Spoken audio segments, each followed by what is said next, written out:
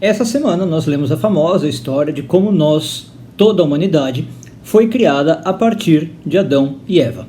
Agora, por que isso precisava ser narrado e qual que é o significado mais profundo disso é o que a gente analisa no vídeo de hoje. Eu sou Yair Alon e essa é a Energia Semanal. Pois bem, pessoal, chegamos numa das épocas mais festivas do ano, né? Simchat Torah, que justamente a gente comemora que encerramos a leitura da Torá e voltamos do início, começamos a lê-la do zero, Bereshit, Gênesis, né? E na verdade não é um início, nunca é um início, mas é uma volta, né? É sempre um recomeço, talvez mais do que um início, e a gente nunca é a mesma pessoa que está lendo. Bom, e aí na história do Gênesis, talvez uma das histórias mais famosas, como eu falei, a gente está aprendendo sobre Adão, Eva, Jardim do Éden, todos os animais sendo criados e dali para frente, toda a humanidade, né, vai ser criada. Todo ser humano na face da Terra vai ser descendente desses dois seres primordiais aqui. Então é isso que a Bíblia conta, né, isso que muita gente conhece.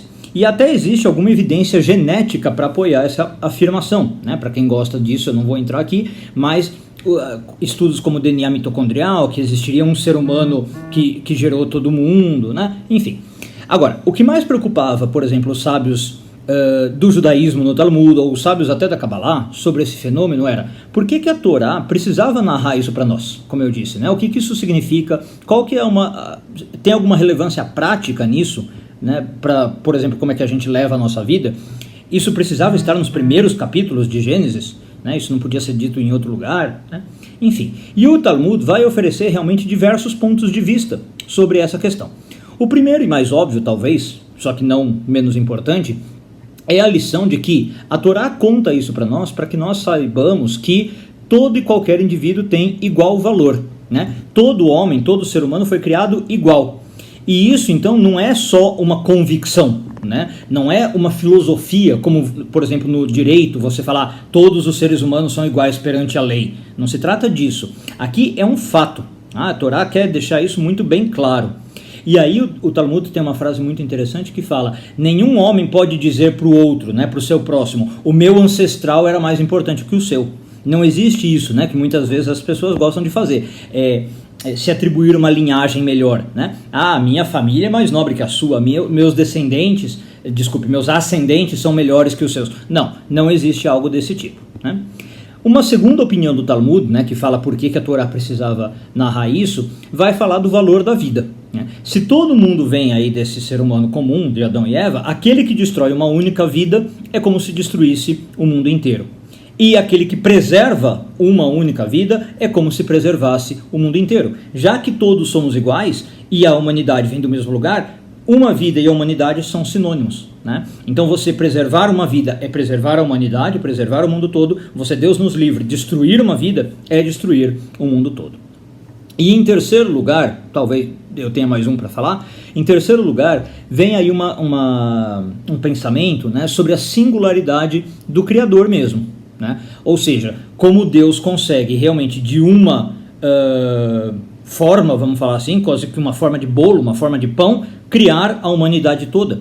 Isso é uma coisa maravilhosa e é provado na Kabbalah, é usado como prova na Kabbalah da grandeza do Criador, né? Muitas vezes nós na nossa vida, por exemplo, não temos esse poder de um molde fazer essa multiplicidade de coisas, né? Essa variedade de coisas. Isso é usado na Kabbalah como uma prova, então, dessa especialidade do Criador. Aí eu falei que talvez tinha um outro ponto para falar, né? Realmente tem ligado a isso um ponto de uma demonstração da infinita diversidade que existe nessa singularidade, justamente, né? Como todo ser humano descende de uma pessoa e não existem duas pessoas exatamente iguais, tirando, né, claro, o caso de gêmeos univitelinos, olha como é rico, né? E a própria palavra rica é pobre para descrever isso, né? Como é maravilhoso esse mundo de que o ser humano, ao mesmo tempo, ele é da mesma matéria, digamos, o ser humano, biologicamente falando, você descreve todos os seres humanos como iguais, ele tem os mesmos números de cromossomos, o mesmo funcionamento orgânico, célula, tecido, sistema, né? Mas, ao mesmo tempo, ele não é nada igual. Essa singularidade é extremamente variada, né?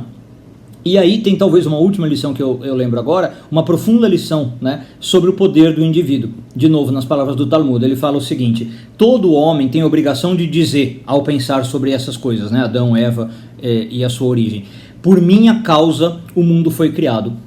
Então, como declara a Torá, Deus passou 6 dias fazendo o universo, né, criando tudo que existe, e esse universo às vezes a gente esquece, mas é físico e espiritual, criando inclusive anjos, né, criando seres espirituais, criando tempo, criando espaço, criando matéria, energia, água, terra, estrela, árvores, animais, tudo, né, toda essa coisa, e aí um único ser humano, certo? Para criar depois a diversidade que a gente falou, tudo bem, mas a criação toda ela é múltipla e variada nesses 6 dias e um único ser humano, tá? Dividido em 2 partes, masculino e feminino, tudo bem, mas um único, percebe? Então tem algo aqui interessante para a gente pensar também.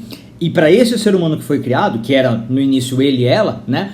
Deus fala claramente: tudo isso que eu criei é para te servir.